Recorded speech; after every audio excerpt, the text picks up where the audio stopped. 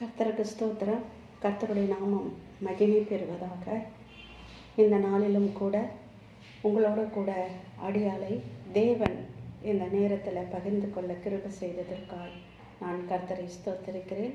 கிறிஸ்துவுக்கு பிரியமான சகோதர சகோதரிகளே, தேவனுடைய வல்லமை ஒவ்வொரு நாளும் கிறிஸ்து பிள்ளைகளோடு கூட இணைந்திருக்கிறது என்பதை நாம் ஒரு காலம் மறுக்க முடியாது.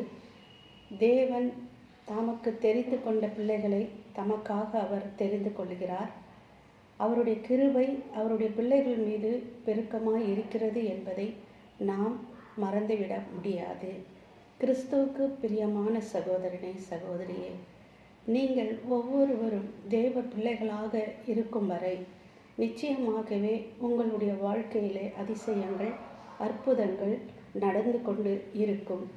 அப்படிப்பட்ட அதிசயங்களையும் அற்புதங்களையும் பார்க்கக்கூடிய அநேகர் உங்களுடைய சாட்சிகளை அவர்கள் அறிந்து கொள்ளும் பொழுது மற்றவர்களும் கிறிஸ்துவுக்குள்ளாக வருவதற்கு இது ஒரு உறுதுணையான காரியமாக இருக்கிறது.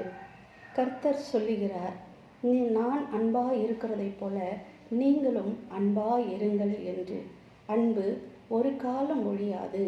அன்பு சகலத்தையும் தாங்கும், சகலத்தையும் சகிக்கும், சகலத்தையும் சிநேகிக்கும் என்று 1 கொரிந்தியர் புஸ்தகத்திலே தெளிவாக எழுதப்பட்டிருக்கிறது. தேவன் நம் மீது வைத்திருந்த அன்பின் நிமித்தமாகத்தான் அவர் தன் சுய சரீரத்தையே நமக்காக தியாகம் செய்தார். சாதாரணமான தியாகமாக அல்லாதபடிக்கு அவர் ஒவ்வொரு துளி இரத்தத்தையும் நமக்காக சிந்தியிருக்கிறார்.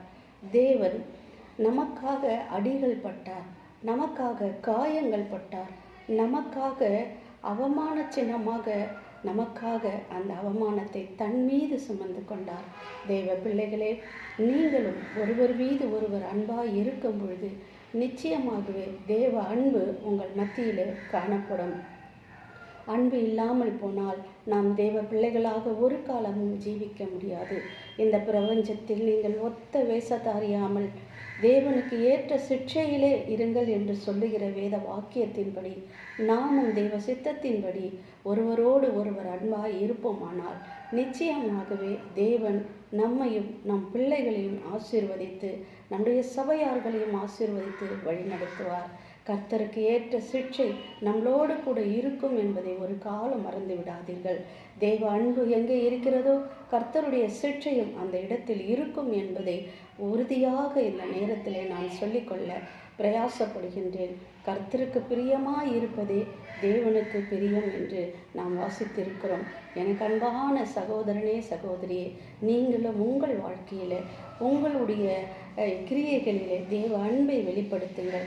உங்களுடைய வாழ்க்கையிலே தேவ அன்பு வெளிப்படும் பொழுது, உங்களுடைய கிரியைகளிலே தேவ அன்பு வெளிப்படும் பொழுது, உங்களுடைய வாழ்க்கையிலே தேவன் அன்பு நிலைத்திருக்கும் பொழுது நீங்களும் உலகத்துக்கு சாட்சிகளாய் இருப்பீர்கள் என்று சொல்வதின்படி நாம் உலகத்திற்கு சாட்சியார்களாய் இருப்போம்.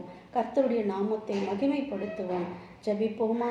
எங்களை அதிக அன்பால் நேசிக்கிறதான எங்கள் அன்பு தகப்பனே, இந்த நல்ல நாளிலும் கூட ஆண்டவரே, இதோ கிறிஸ்து பிள்ளைகளுக்கு அன்பின் செய்தியை சொல்லும்படியாய் கிருபை செய்திருக்கிறீர் ராஜா.